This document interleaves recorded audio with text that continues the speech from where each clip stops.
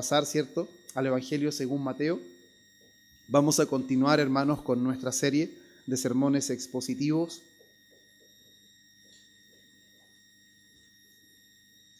Mateo, ahora pasamos al capítulo 9, hermanos. ¿Cómo ha pasado el tiempo? Hemos ido avanzando, vamos en Mateo 9. Evangelio según Mateo, capítulo 9, hermanos. Si bien vamos a dar lectura del versículo 1 al versículo 8, hoy, hermanos, solamente nos vamos a enfatizar en el versículo 1 y versículo 2. Amén. Mateo capítulo 9, versículo 1 al versículo 8 va a ser la lectura, pero sin embargo solamente nos vamos a enfatizar, hermanos, en lo que es la lectura. El sermón va a estar enfatizado en los versículos 1 y versículos 2. Y la palabra del Señor dice así, hermanos. Entonces entrando Jesús en la barca, pasó al otro lado y vino a su ciudad.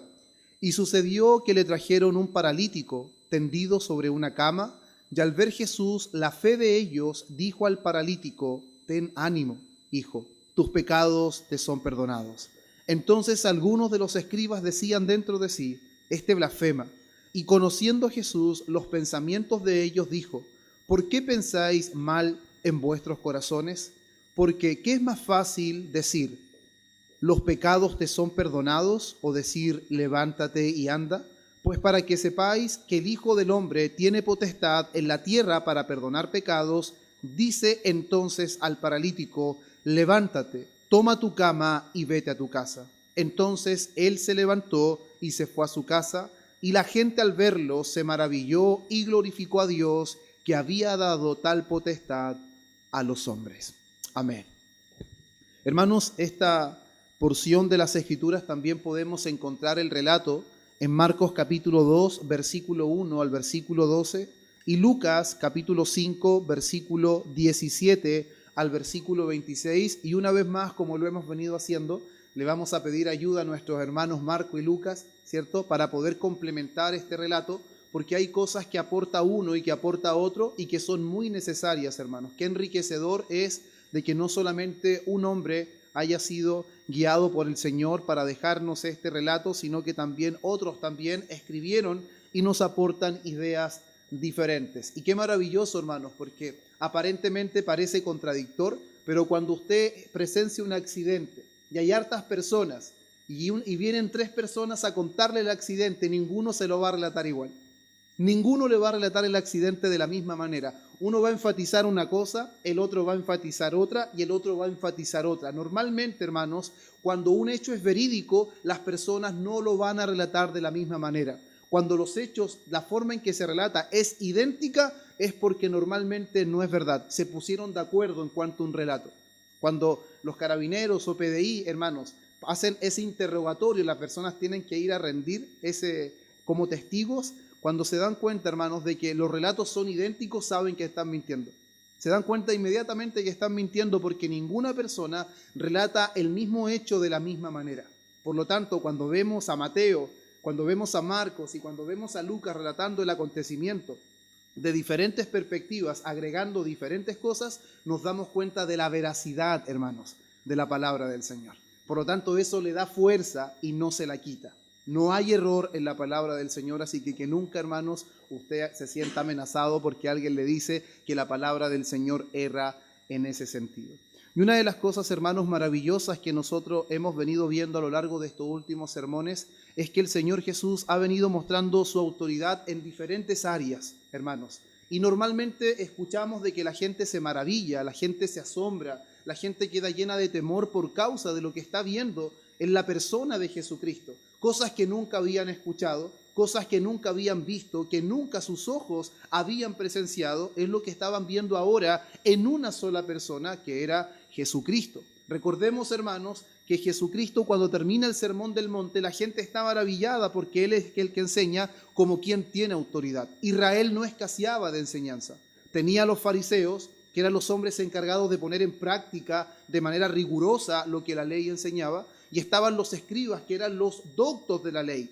Por lo tanto, hermanos, Israel no carecía de enseñanza. La diferencia era de que nunca nadie había enseñado como Jesús. Nunca nadie, hermanos, había dado tal sentido a la palabra de Dios, nunca nadie había expuesto el espíritu de la ley como lo había hecho el Señor Jesús. Y al mismo tiempo, hermanos, en ese tiempo presenciaron tales milagros que eran señales inequívocas, que eran credenciales auténticas de que Jesucristo es el Mesías que había sido anunciado en el Antiguo Testamento. Y de eso Mateo se va a encargar de decirlo una y otra vez, que todo esto sucedió para que se cumpliese lo que fue dicho por los profetas. Por lo tanto, hermanos, cada momento en donde la autoridad del Señor, el Hijo de Dios, es manifiesta, es para dar evidencias, son las credenciales de que Él es el Mesías. Por lo tanto, no hay que esperar a otro. No hay otro Mesías, hermanos. No es que Jesús simplemente era el que preparó, no, el que preparó el camino del Señor es Juan. El Señor Jesús no estaba preparando el camino de nadie, porque Él es el Mesías que había sido anunciado desde tiempos antiguos. Y nosotros vimos, hermanos, su autoridad para enseñar, vimos su autoridad sobre la vida física al poder sanar, hermanos, a un hombre con lepra, al poder sanar al siervo de un centurión, al sanar la suegra de Pedro. Al mismo tiempo vimos la autoridad que Él tiene para poner las condiciones de quienes lo van a seguir. Porque normalmente nosotros estamos acostumbrados a dar lo que nos parece o hacer las cosas a nuestra manera, pero sin embargo Él muestra que tiene autoridad para exigir y poner las condiciones de quién lo va a seguir y de cómo se le debe seguir. Por lo tanto, hermanos, Él no solo tiene autoridad para enseñar, Él no solo tiene autoridad para sanar la vida física, sino que Él tiene autoridad para demandar todo de nosotros. Él es el que nos va a decir que para seguirle nos costará absolutamente todo. Y no suficiente con eso, vemos de que Él también tiene autoridad para reprender la fe de los discípulos. Por lo tanto, alguien podrá decir, Dios tendrá que entenderme, Dios tiene que entender la situación que estoy pasando. No, hermanos. Él tiene autoridad para reprender nuestra fe en los momentos cuando nuestra fe flaquea. Cuando nuestra fe flaquea, hermanos, nunca usted cuestione la palabra del Señor cuando lo encare y le haga ver que en realidad su fe tiene deficiencias y necesita ciertos ajustes. Porque el Señor reprenderá la fe de sus discípulos. El Señor reprenderá la incredulidad en los momentos en donde estamos sufriendo, hermanos, por las situaciones que estamos viendo. No recordemos de que somos hijos de Dios y que la fe que Dios nos ha permitido es genuina, pero nuestra fe también se puede eclipsar por diferentes situaciones que vivimos. Por eso el escritor de Hebreos dice que no haya entre nosotros, que tengamos cuidado, que no haya entre nosotros corazón malo de incredulidad. Hermanos, es muy importante que el corazón de los creyentes no perciba, no se pueda introducir la incredulidad, porque eso es muy fácil que suceda. Pero sin embargo, Él tiene autoridad para reprender la fe de sus discípulos. Y no solo con eso, Él tiene autoridad sobre la naturaleza. Él es el que puede decir a los vientos y al mar que se callen y que enmudezcan y que se haga grande bonanza, cuando ni siquiera los pescadores más experimentados tenían esperanza de poder vivir. Por lo tanto, hermanos, claramente estamos viendo evidencias y credenciales que son auténticas. Nunca nadie había hecho tal cosas. Pero sin embargo, hermanos míos, todas estas cosas que hemos venido diciendo no se comparan en absolutamente nada, hermanos, con lo que hoy día vamos a ver, con la autoridad que quedará manifiesta en el sermón que hoy día Dios nos permitirá escuchar. Ni siquiera, hermanos, con lo que pudimos ver en el sermón anterior, cuando Mateo relata que el Señor liberó a 2 endemoniados de Gadara. Y creo, hermanos, que en la mente de todos quedó ese mensaje, porque Mateo relata que son 2, Marcos y Lucas dice que solamente es 1, porque fue uno el que no solamente fue liberado, sino el que fue salvado, restaurado y que quería seguir a Jesús. Y hermanos míos, yo me anduve todo el tiempo dando vueltas, hermanos, en cómo el Señor dejó un testigo en Gadara, cómo el Señor dejó un predicador en esa región. Hermanos, de verdad que es algo que me ha hecho reflexionar durante todos estos días y creo que también tiene mucho que ver con lo que vamos a ver hoy. Pero ni siquiera esa liberación, hermanos, ni siquiera todas esas cosas que el Señor manifiesta ahora teniendo poder sobre los demonios, no 1, no 2, no 10, era una legión, hermanos. Entre 2.000 a 6.000 demonios el Señor los reprendió en un momento y esos demonios mostraron de que ellos se sujetaban a la autoridad de Cristo. Reconocieron que era el Hijo del Altísimo, reconocieron que Él tenía poder para enviarlo a los abismos y pidieron permiso para irse un hato de cerdos. Por lo tanto, hermanos, creo que esas evidencias parecen ser suficientes. Pero sin embargo, nos vamos a dar cuenta hoy, hermanos, de que aunque todas esas cosas están sucediendo, seguirán habiendo personas que están sumidas en la religiosidad y que no pueden ver quién es Jesús en realidad. Inclusive, hermanos, más adelante veremos cómo el Señor es acusado de blasfemo por lo que Él va a hacer y por lo que va a decir en la situación que hoy día nosotros veremos, hermanos. Y es por eso que es importante que nosotros, hermanos, entendamos cómo en realidad llegamos a este escenario.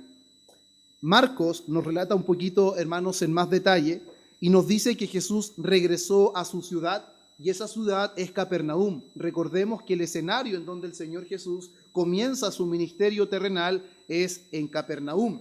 De hecho, agrega que esto fue después de algunos días. Esto quiere decir que Jesús anduvo por algunos días fuera de Capernaum, realizando todo este tipo de señales, realizando todo este tipo de milagros. Y una cosa importante, hermanos, que también nos relata Marcos, es que se oyó que estaba en casa y de forma inmediata se juntó mucha gente. Eso quiere decir, hermanos, que la fama de Jesús estaba creciendo. Por lo tanto, a pesar que en Gadara la gente le pidió que se fuera, sin embargo, había lugares donde se oía que Jesús estaba ahí y ese lugar inmediatamente se llenaba. Y esto fue lo que sucedió cuando el Señor Jesús regresó a su ciudad, que es Capernaum. Después de algunos días, la gente se enteró que Jesús estaba ahí y se juntó mucha gente. Por lo tanto, hermanos, en ese lugar la fama de Jesús crecía a causa de sus obras que eran extraordinarias, hermanos, y que hacía que cada vez que Él llegara, la gente se reunía ahí. Y quiero hacer un paréntesis en este lugar, porque, hermanos, muchas personas dicen que la evidencia de que un ministerio es exitoso es que en realidad eso se evidencia en el número de las personas que un líder puede guiar. Pero sin embargo, hermanos, eso es malinterpretar el texto, porque claramente el Señor Jesús dejó en evidencia muchas veces que las personas que quieren seguirlo por los motivos equivocados mejor no lo sigan. Por lo tanto, hermanos, el que la casa del Señor Jesús esté llena no significa que es una evidencia de que efectivamente esas personas están siguiendo a Jesús por el motivo correcto. Por lo tanto, que un lugar esté repleto, que un estadio esté lleno, que una mega iglesia esté llena, no significa que ese es el lugar correcto. El lugar correcto es donde se está enseñando la palabra correcta. Es donde se está guiando según el propósito y la voluntad del Señor, aunque ese lugar sea el que tiene menos personas congregándose. No depende de la cantidad de personas, sino de la calidad de la enseñanza. No que se desprende de los hombres, sino que se desprende de la voluntad revelada de Dios, que es su palabra. Y al mismo tiempo, hermanos, que Marcos nos dice de que la casa estaba repleta de personas, que mucha gente se había juntado, también Lucas nos dice que entre esas personas habían fariseos y los doctores de la ley, que son los escribas. Y es llamativo, hermanos, el ver esta escena donde estos religiosos están en las filas de las personas que están ahí atentos a lo que Jesús hacía, hermanos. ¿Por qué es algo que es llamativo y que es importante, hermanos? Porque la palabra dice que ni siquiera, hermanos, cabía un alma en ese lugar. ¿Han escuchado cuando alguien dice no cabe ni un alma? Ni un alfiler cae aquí. Nadie, está completamente lleno. Eso significa, hermanos, que estaba tan repleto que en la puerta, como cuando alguien va en el bus y casi la persona va casi un brazo afuera y uno adentro del bus, es de esa manera, hermanos, que ya no cabía nadie dentro de esa casa. Y es importante que tenga eso en mente, hermanos, porque es muy gatillante en el desenlace del relato cómo en realidad no cabía nadie más en ese lugar. Pero una cosa que me impresiona, hermanos, que también Lucas nos informa, es que el Señor Jesús en ese lugar estaba predicando la palabra. Y Lucas no dice que estaba predicando, dice que estaba enseñando la palabra. Por lo tanto, hermanos míos, quiero que nosotros entendamos algo muy importante, que el principal objetivo, hermanos, y la más ardua labor de nuestro Señor Jesucristo no era liberar, no era sanar, no era hacer milagros, sino era predicar el evangelio del reino de Dios. Esa era su principal labor. De hecho, si ustedes se recuerdan, en el relato que hace Juan, cuando la mujer que es sorprendida en adulterio, se la llevan a Jesús, Jesús estaba enseñando. Normalmente encontraban a nuestro Señor enseñando u orando, ¿o no es así? Por lo tanto, hermanos, de alguna manera u otra nosotros debemos comprender la importancia y la necesidad de ser enseñados y de enseñar a otros y de continuamente orar en dependencia del Señor. Porque si nuestro Señor Jesús lo hizo en su ministerio terrenal, con mayor razón nosotros. Y no solamente Él, hermanos, fue la labor principal también de los apóstoles. Y hermanos, también es la principal labor de los pastores maestros en las iglesias. Y también es la principal labor de cada miembro, de cada verdadero creyente en la gran comisión que es presentar el evangelio y hacer discípulos a todas las naciones. Por lo tanto, hermanos, ¿cómo he de enseñar si primero no he sido enseñado? ¿Cómo he de discipular si primero no he sido discipulado? El Señor Jesús enfatizó gran parte de su ministerio en la predicación y la enseñanza, hermanos. Y esto es algo sumamente importante. Y hay algo también, hermanos, que Marcos, que le estamos pidiendo mucha ayuda, Marcos nos relata y que Mateo no dice, es que las personas que trajeron al paralítico ante Jesús eran 4 hombres, eran 4 personas. Mateo no relata cuántas personas eran, pero sin embargo Marcos enfatiza su mirada y dice que son 4 personas quienes traen al paralítico delante del Señor Jesús. Hermanos, y el paralítico, según el relato, estaba postrado en su lecho o en su cama, ¿cierto? Y Marcos nos dice que eran 4 hombres que lo estaban cargando. Lo más probable es que venía uno en cada esquina, y eso nos hace ver, hermanos, que efectivamente este hombre estaba incapacitado de venir por él mismo. Cuando una persona tiene que ser llevada, queda en evidencia, sin que nadie diga nada, que esa persona estaba incapacitada de poder moverse por sí mismo. Y es algo muy similar de lo que sucede en Juan capítulo 5 con el paralítico de Betesda. En un momento determinado Jesús se encuentra con él, ¿cierto? Habla con este hombre y este hombre le relata de que, según el movimiento de las aguas que relata Juan, en ese momento, que eso puede ser una tradición judía, que no necesariamente es algo real, algo verdadero, pero que sin embargo al movimiento de las aguas, ¿cierto? Otros iban antes que él y finalmente él no alcanzaba y él seguía paralítico ya hace 38 años. Pero sin embargo el Señor Jesús, sin depender absolutamente nada de él, él le dice que tome su lecho y que ande. Y finalmente ese paralítico es completamente sanado por el Señor Jesús, ¿cierto? Y eso daba a entender de que ese hombre, hermanos, no podía movilizarse al estanque porque él era un hombre postrado, un hombre paralítico. Eso deja en evidencia que estaba incapacitado de poder hacer ese movimiento y los otros iban antes que él. Por lo tanto, este paralítico también deja en evidencia que él estaba incapacitado de poder ir por su propia cuenta al Señor Jesús. Hermanos, piensen esto. El paralítico estaba postrado, pero él no era sordo. Él lo más probable es que había escuchado que Jesús estaba ahí. Lo más probable es que había escuchado predicaciones. Quizás había escuchado de lo que Jesús venía haciendo. Pero sin embargo, hermanos, él no podía ir por su propia cuenta. Él necesitaba personas que lo pudieran llevar hasta Jesús. Él necesitaba personas que tomaran su cama y que lo pudieran movilizar y que lo llevaran delante de él, porque esa sería la única manera que él pudiera ser sanado.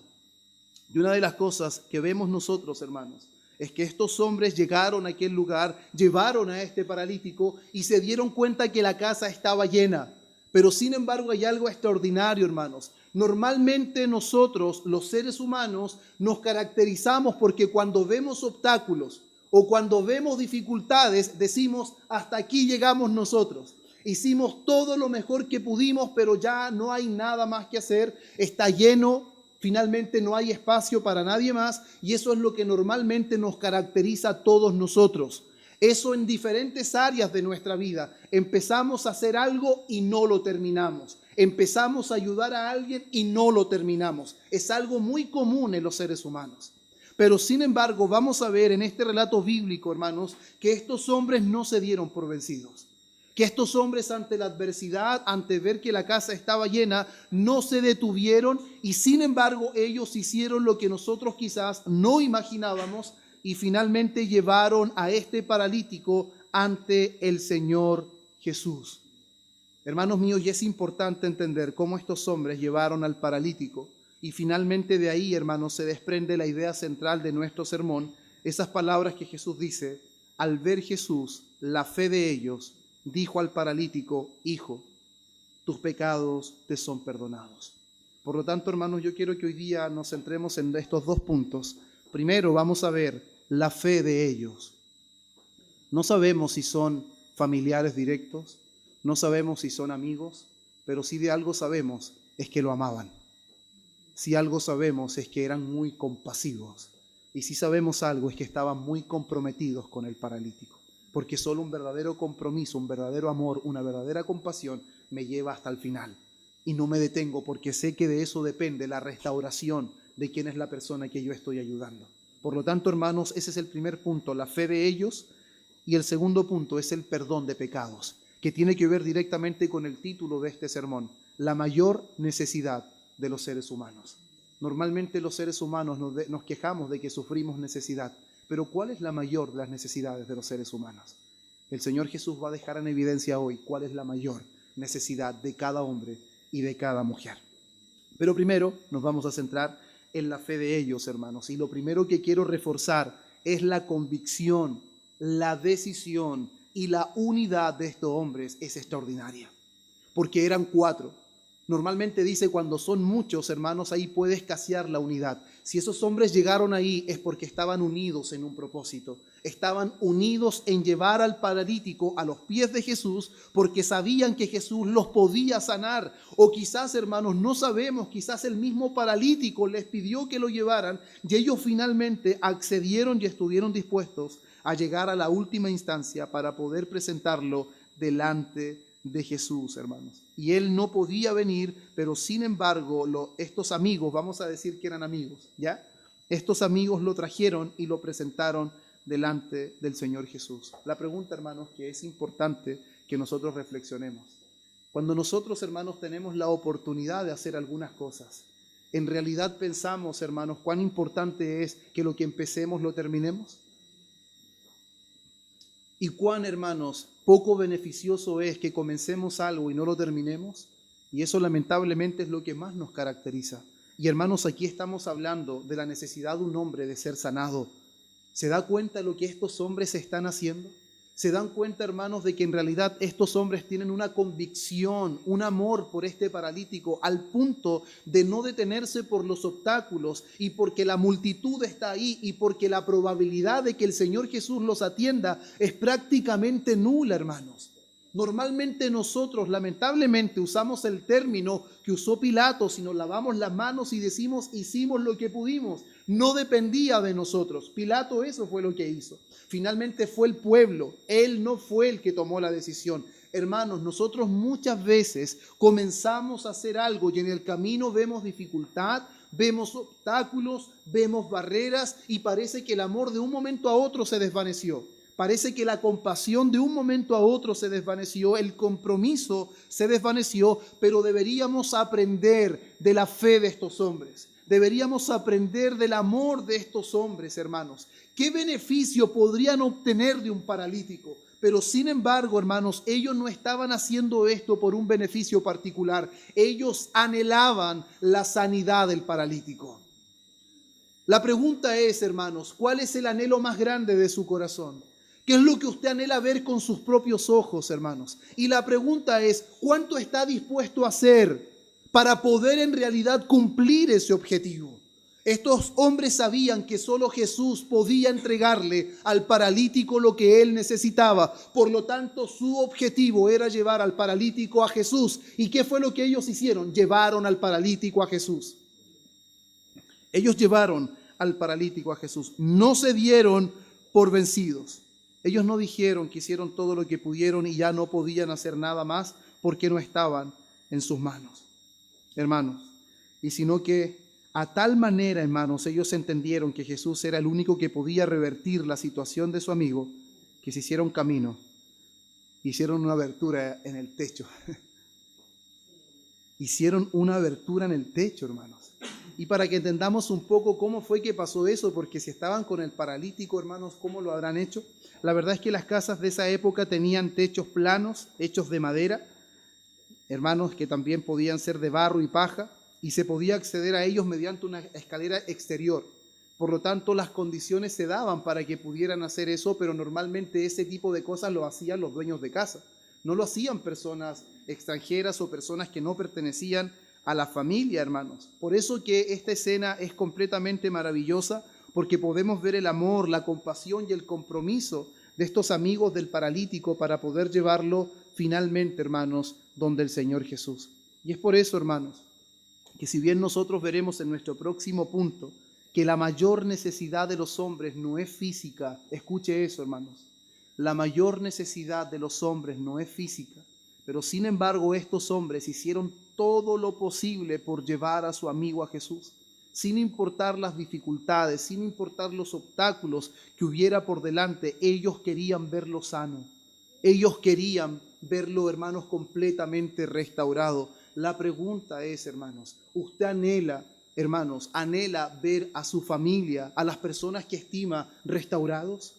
¿Anhela verlos transformados? ¿Anhela verlos cambiados completamente? ¿O solo usted es una persona que critica desde afuera, pero no es un agente de cambio, no interviene en la vida de las personas? Estas personas no simplemente dijeron, uy, qué lástima, qué bueno sería que pudieras ir a Jesús.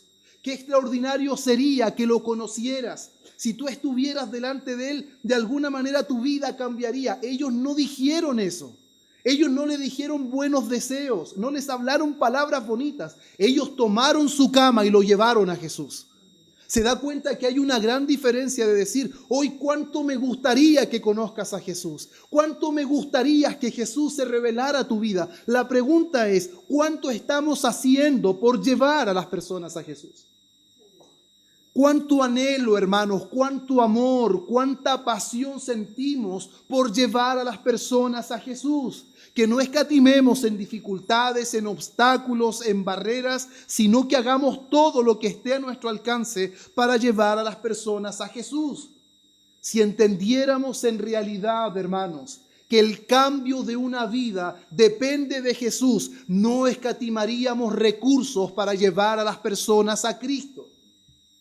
No escatimaríamos. Por eso, hermanos, la fe de estos hombres es digna de imitar.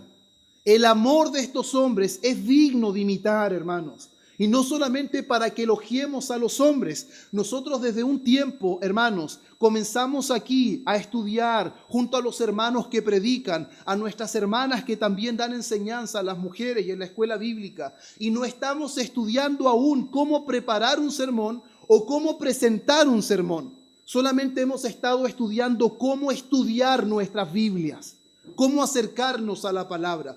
Y eso nos ha permitido comprender algo tan importante, que cuando nos acercamos a la Biblia, no nos acercamos a buscar qué podemos decirle a los demás, sino qué debemos aprender para obedecerlo. Y al mismo tiempo, hermanos, nos da a entender claramente de que la palabra nos habla a nosotros primero que a los demás. Necesitamos entender eso, hermanos. Necesitamos entender que en realidad no sirve de nada que digamos qué hermoso, hermanos, cómo actuó José, cómo se mantuvo firme, hermanos, ante la tentación de la mujer de Potifar, o qué tremendo corazón de José, el hombre de María, que no quiso, hermanos, injuriarla. Pero sin embargo, eso no es simplemente para que digamos qué buenos hombres, qué buenas mujeres, es para que le pidamos al Señor ser como ellos. Es para que eso repercuta en nuestra vida. No sirve de nada decir qué extraordinario hombre. ¿Y yo, hermanos? ¿Y usted? ¿Qué extraordinaria fe? ¿Y la nuestra, hermanos? ¿Y nuestra fe? ¿Cómo estamos nosotros viendo la necesidad de las personas? Ellos anhelaban ver al paralítico sano, por eso lo llevaron. Ellos anhelaban restauración para él, por eso lo llevaron. Ellos manifestaron, hermanos, que su amor era sincero, que su amor era real. Y de la misma manera, hermanos, nosotros deberíamos evidenciar amor y compasión por las almas, llevándolas a Cristo. Normalmente nosotros conversamos con muchas personas, ¿o no es así? Normalmente durante el día, en nuestro trabajo, en nuestra familia, hermanos. Pero sin embargo, ¿cuánto ímpetu hay en que esas personas conozcan a Cristo? ¿Cuánto ímpetu hay en llevar a las personas al conocimiento del Señor para que el Señor pueda suplir su necesidad, hermanos? Y ellos puedan ser completamente restaurados. Yo creo, hermanos, de manera personal, que si nosotros en realidad tuviéramos un conocimiento tal de la persona de Cristo, nuestros hermanos, nuestros esfuerzos, nuestro caminar sería diferente. Sería distinto, hermanos. Nuestra pasión sería abrumadora, hermanos. De hecho, normalmente tiendo a comparar, hermanos, las aficiones de los hombres. Cuando una persona es aficionada por algo, hermanos, esa persona duerme menos, esa persona no le importa la comodidad, a esa persona no le importa el clima, porque en realidad su afición le mueve el corazón. Su afición le mueve su vida. Y hermanos, hay personas que inclusive vendieron su casa por ir al mundial, hermanos. Vendieron absolutamente todo. Están completamente equivocados, pero su pasión los mueve a tal punto que no escatiman nada. Pero sin embargo, nosotros que hemos encontrado la perla de gran precio, que hemos encontrado el gran tesoro, hermanos, nosotros normalmente escatimamos tiempo, escatimamos recursos, escatimamos fuerzas, hermanos, porque normalmente podemos decir muchas cosas, pero nuestro corazón aún abraza muchas cosas de esta vida. Y debemos reconocerlo, nuestro corazón aún abraza muchas cosas de esta vida, hermanos. Y si una de las cosas que un día dijo un predicador, hermanos, él dijo, si es tiempo de llorar es ahora, si es tiempo de orar es ahora, si es tiempo de sufrir es ahora, si es tiempo de dormir menos es ahora, porque en el cielo no será necesario. En el cielo no será necesario. ¿Qué es lo que esperamos nosotros para poder llevar a las personas a Cristo? Ahora debemos llevarla, porque después de la muerte ya no hay esperanza, ya no hay oportunidad para absolutamente nadie, hermanos. Solamente es ahora y nosotros deberíamos hacer bien en imitar la fe de estos hombres. Y hermanos, es ahí cuando estos hombres traen finalmente al paralítico ante el Señor Jesús. Y a estos hombres no les importa absolutamente nada porque ven que solamente Jesús puede darle lo que este hombre necesita. Se desprenden las palabras más maravillosas que nosotros podemos escuchar. Hasta ahora hemos visto su autoridad desplegada en diferentes escenarios. Vida física sobre sus discípulos, sobre la naturaleza, sobre los demonios, hermanos. Y no solamente ahora, antes del Sermón del Monte, ya la fama del Señor se distribuía por toda Siria porque Él sanaba a todos los enfermos, liberaba a todos los endemoniados. Por lo tanto, desde el principio de su ministerio público, el Señor Jesús mostró con claridad que Él es el Hijo de Dios, que tiene completa autoridad sobre todos los escenarios de esta vida. Pero ahora, hermanos, vamos a ver algo extraordinario. Porque el Señor Jesús, antes, hermanos, de que entendamos que efectivamente va a mostrar cuál es la mayor necesidad de los hombres, vamos a ver que Él tiene autoridad para perdonar pecados. Él tiene autoridad para revertir la situación de enemistad que los hombres tienen con Dios. Porque es algo necesario que todos nosotros entendamos, que nadie nace siendo amigo de Dios. Nadie nace siendo cristiano, hermanos. La cristiandad no es algo heredable, es algo que solamente lleva a cabo el Señor con su Espíritu Santo. Y Él dice al paralítico, pero hermanos, dice, viendo Jesús la fe de ellos, dijo al paralítico, ten ánimo. Y no solo ten ánimo, Él le dice, hijo, ten ánimo, hijo, tus pecados te son perdonados. Hermanos, si bien estos hombres llevaron a su amigo para ser sanado, al ver, hermanos, su necesidad de sanidad, porque ellos vieron que su necesidad mayor, hermanos, era su condición física. Pero sin embargo, Jesús dejaría en evidencia a todos los presentes, y no solo a ellos, sino también a nosotros, que la mayor necesidad de los hombres, hermanos, y de todo ser humano, no es física, no es económica, no es social, no es educacional. La mayor necesidad de los hombres es su pecado. La mayor necesidad que los hombres tienen es ser perdonados, porque son enemigos de Dios. Han pecado y están destituidos de su gloria. Y no solamente eso, sino también de sus consecuencias. Porque el pecado, hermanos, no solamente nos distancia con Dios de un momento temporal, sino que nos distancia de Él de manera permanente. Hermanos, esa es la mayor tragedia de los hombres, que finalmente estén eternamente separados de Dios, separados de todo bien, de toda bondad, de toda gracia, de toda misericordia, hermanos. El que está sin Dios, hermanos, no tiene ninguna expectativa en esta vida, hermanos. Absolutamente ninguna. Y Dios es enfático, hermanos, a lo largo de todo el relato bíblico, que todos los hombres se encuentran en una condición deplorable, todos. En todo el relato bíblico usted encontrará, hermanos, de que el hombre es un pecador, que está perdido, que sus obras son insuficientes, que sus esfuerzos no le alcanzan, que sus mejores obras son como trapos de inmundicia. Y por lo tanto Dios inclusive va a utilizar algunos aspectos físicos para dar a entender la condición deplorable de los hombres, como lo dice por el profeta Isaías en el capítulo 1, versículo 6, cuando dice: desde la planta del pie hasta la cabeza no hay en él cosa sana, sino herida, hinchazón y podrida llaga.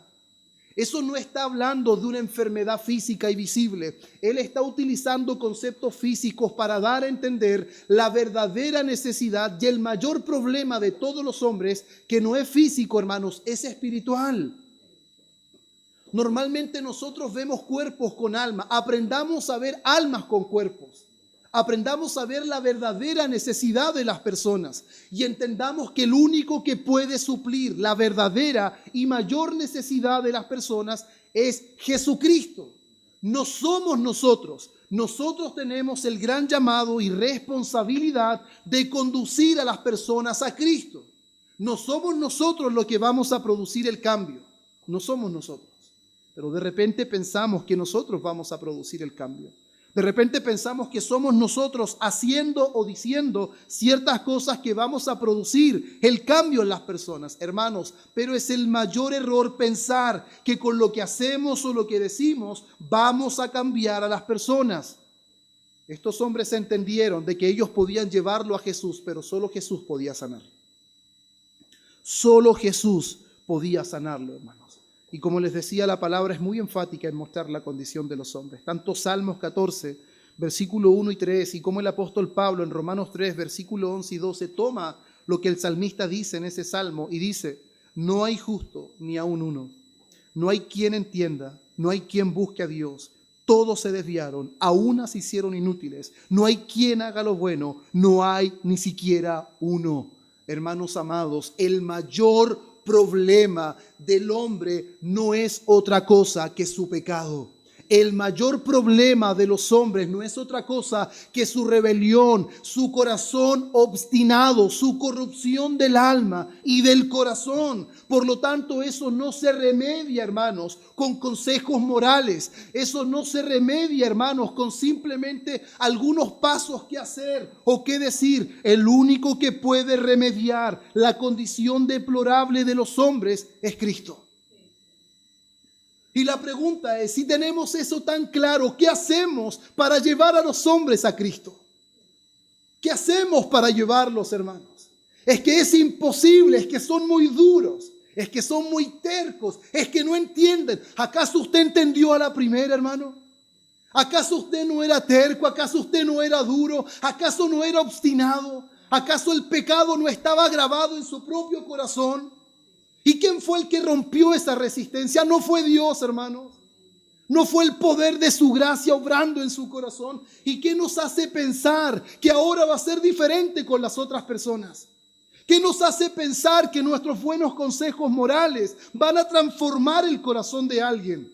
Hermanos, lo que usted debe hacer es conducir a las personas a Cristo y que Cristo cambie ese corazón, que Cristo alinee esa vida, porque es el único que puede dar verdadera restauración.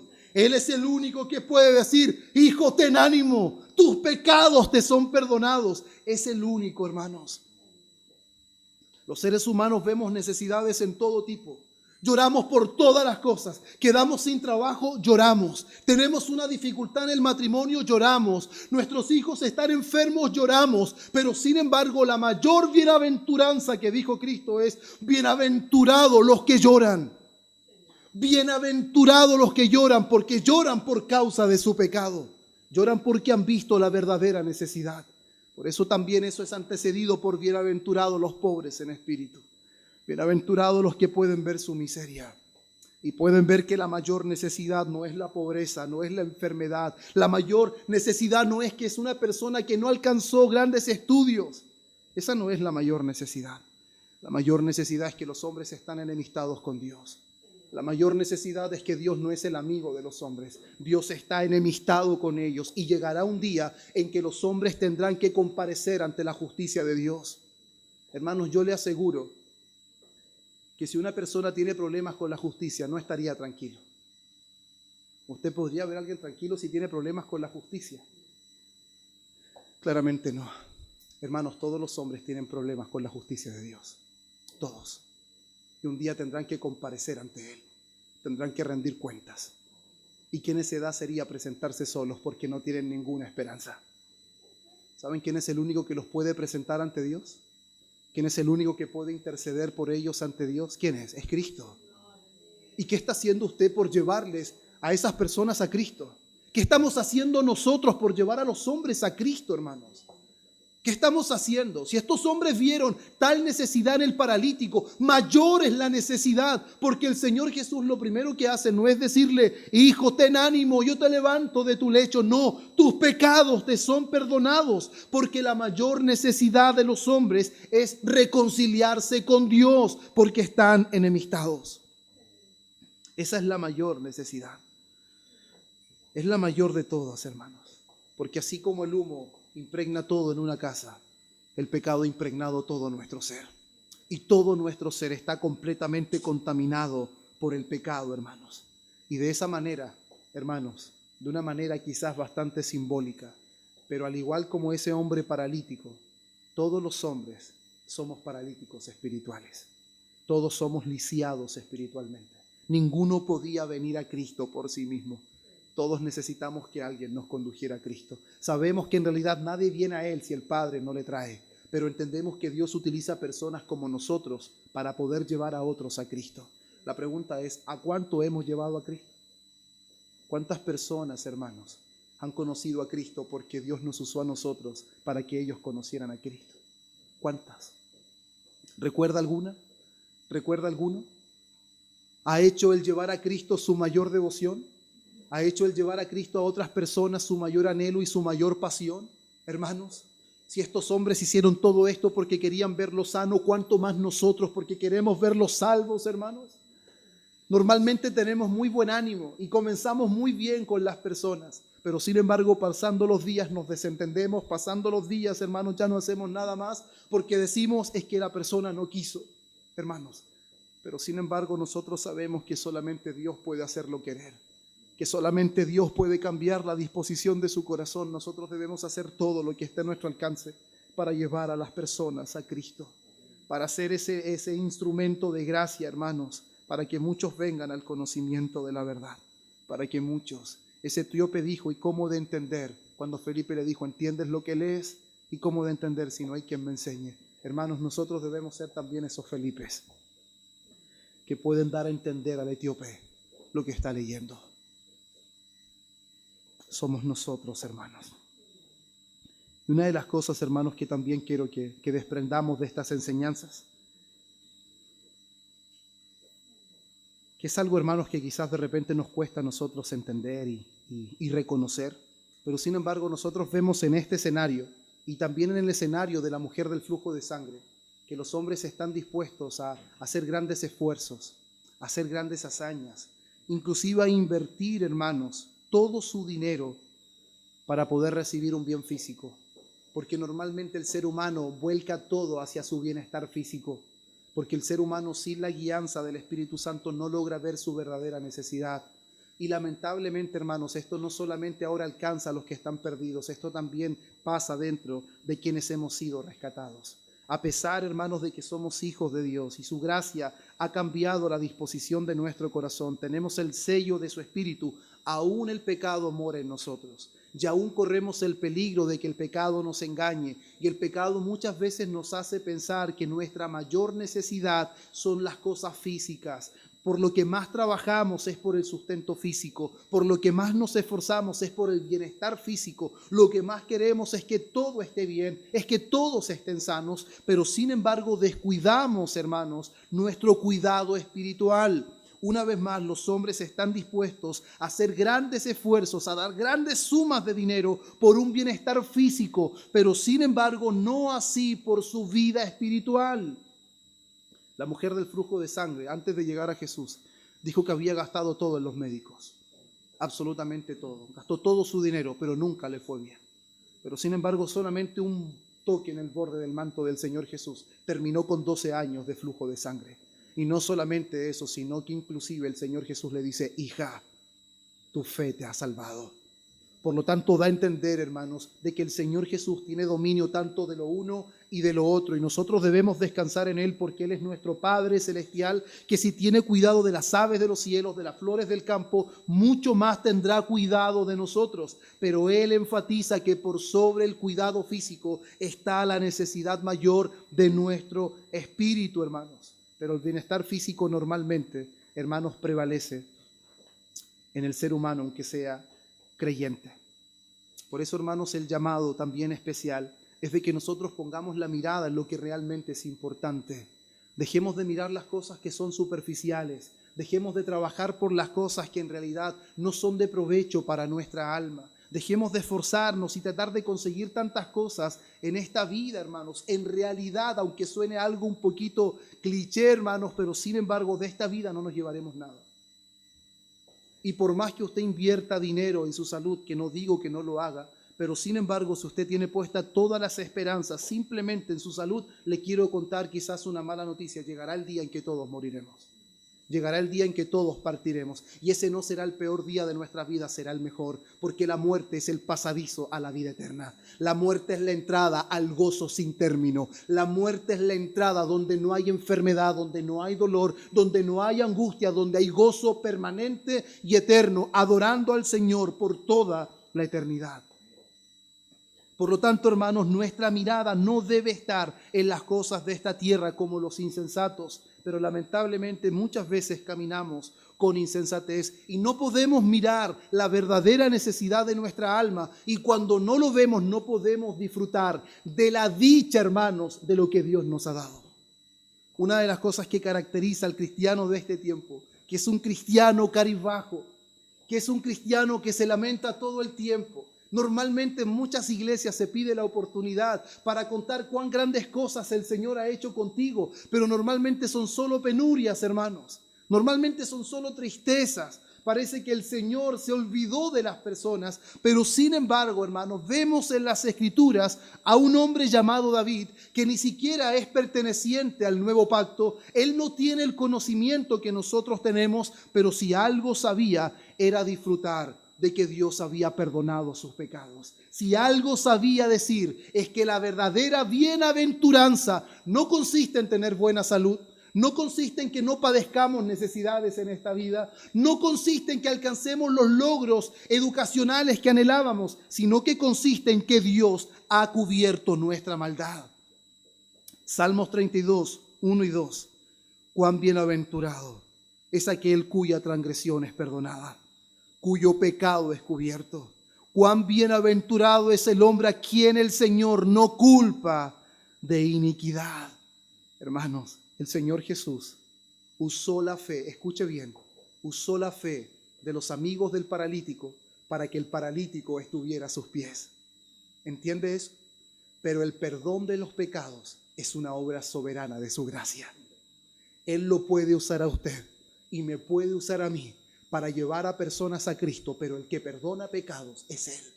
El que transforma vidas es Él. Usted y yo somos el medio. Él nos usa por gracia, pero el que puede transformar las vidas es Él. El que tiene disposición para perdonar es Él.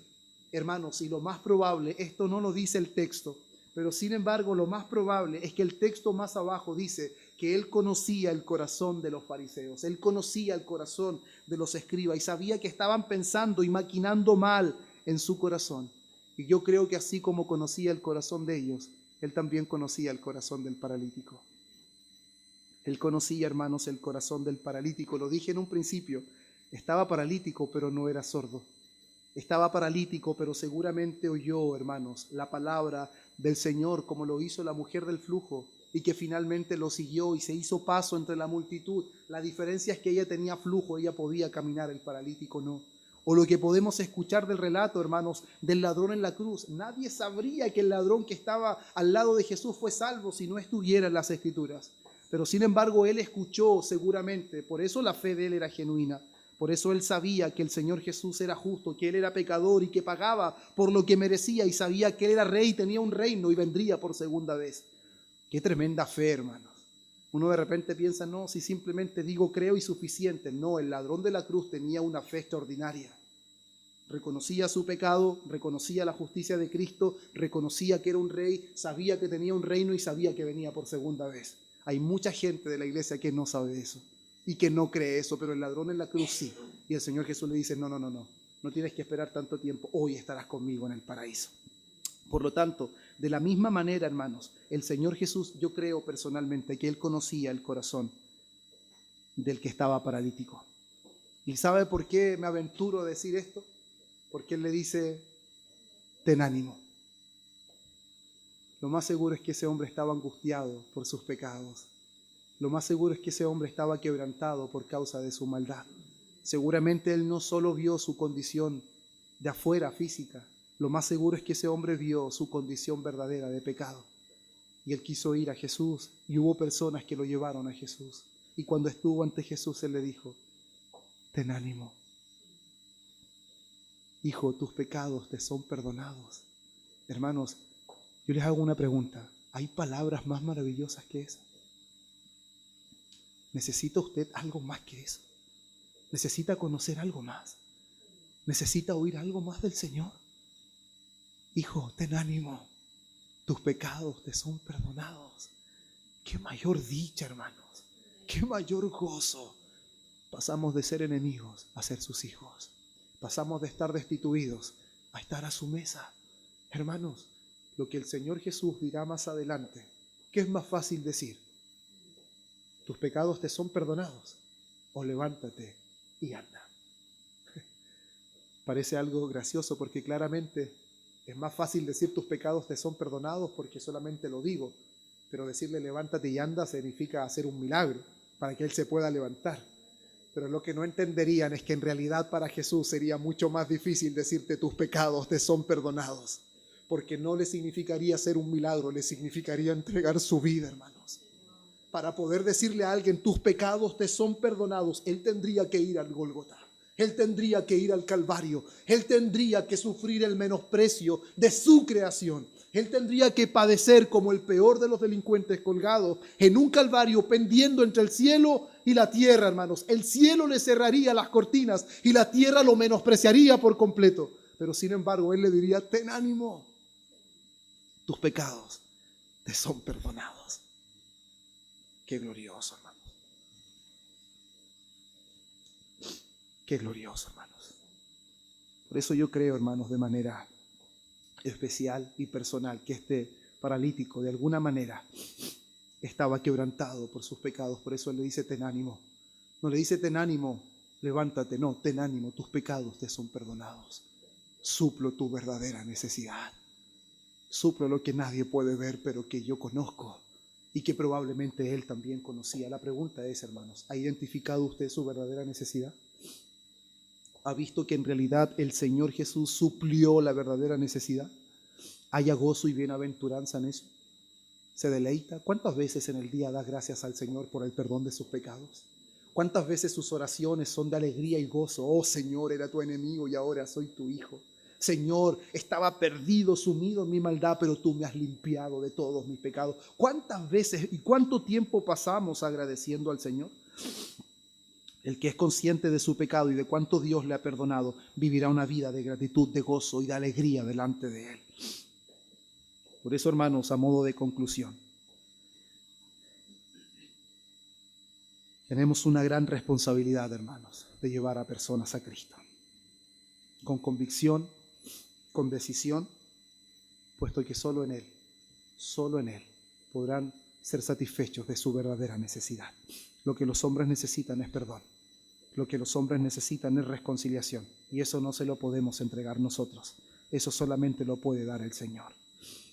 Y si bien, hermanos, nosotros debemos ser misericordiosos y debemos ayudar a aquellas personas que padecen necesidades en diferentes áreas materiales o físicas, hoy día hemos aprendido que la mayor necesidad de los hombres es que están enemistados con Dios y necesitan recibir el perdón de los pecados. La pregunta es, ¿cómo un hombre recibe el perdón de sus pecados? Solo en Cristo.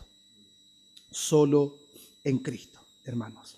Ya no somos más miserables, aunque no tengamos el más alto nivel de educación, o que no tengamos el nivel más alto económico, hermanos, o puede que no disfrutemos de la mejor salud, pero ya no somos miserables. El Señor nos dice, ten ánimo. ¿Entiende eso, hermano? Ten ánimo, tus pecados te son perdonados. Estas palabras, hermanos, son fuerzas para el creyente. Si esto no lo motiva, si esto no lo anima, no lo hará nada. Si usted necesita algo más que perdón, hermanos, no ha entendido en realidad la verdadera necesidad que tenía. Es verdad que necesitamos comer y beber. Sin alimento duramos un par de días y sin agua duramos menos. Pero sin embargo, sin Cristo moriremos eternamente. Sin Cristo no hay esperanza para el pecador. Por eso, hermanos míos, una vez más, ten ánimo. Tus pecados te son perdonados. Esa es la mayor dicha del creyente. Puedo caminar tranquilo y confiado, porque aunque la muerte me sorprenda, Cristo tomó mi lugar en la cruz. Y tengo un lugar, hermano, seguro delante del trono de Dios. Amén. Vamos a orar, hermanos. Vamos a orar. Padre, en el nombre precioso de Cristo nuestro Señor, cuántas gracias te damos en esta mañana, en este mediodía, porque en tu gracia, Dios, nos has hablado por medio de tu palabra. Señor, este es el texto que hoy tenías preparado para nosotros. Queremos, Señor, no solamente ser oidores olvidadizos. ¿Cuántas veces, Dios, nos hemos gozado delante de tu palabra, pero termina el culto y volvemos a la vida de siempre? No permitas que esta vez sea así, Señor. Cámbianos por tu palabra. Haznos, Señor, en realidad experimentar el poder de tu palabra en nuestras vidas. Permítenos vernos a nosotros mismos, vernos cuán perdidos estábamos, en cuánta oscuridad, en cuánta maldad, en cuánta corrupción. Aún ahora, Señor, de cuántas cosas debemos arrepentirnos, cuántos pecados debemos confesar delante de ti. Ayúdanos a ver a aquellas personas que están desprovistas de esa gracia, que no te conocen a ti, al dador de vida. Y Señor, motívanos, danos fuerzas, Señor, convicciones, Padre mío, y que no seamos personas que comienzan algo y no lo terminan, sino más bien que podamos, Señor, de manera, Señor, comprometida, con amor y compasión, llevar a muchos a Cristo, Señor. No queremos irnos solos al cielo, como dijo un hombre en la antigüedad. Queremos irnos con mucho a la gloria. Queremos llevar a muchos hombres, Señor, a Cristo, para que en Él encuentren perdón y vida eterna. Oh Señor, cuán glorioso tú eres. Todo, Señor, todo apunta de que la mayor necesidad del hombre es el perdón, porque el hombre ha pecado, ya ha corrompido, Señor, su vida delante de ti. Por eso haznos conscientes de esta realidad y motívanos, Señor, para compartir el Evangelio, que es la única esperanza para el pecador. Señor, te damos gloria y honra por este tiempo precioso y por tu palabra en medio nuestro. En el nombre de Cristo nuestro Señor. Amén y amén.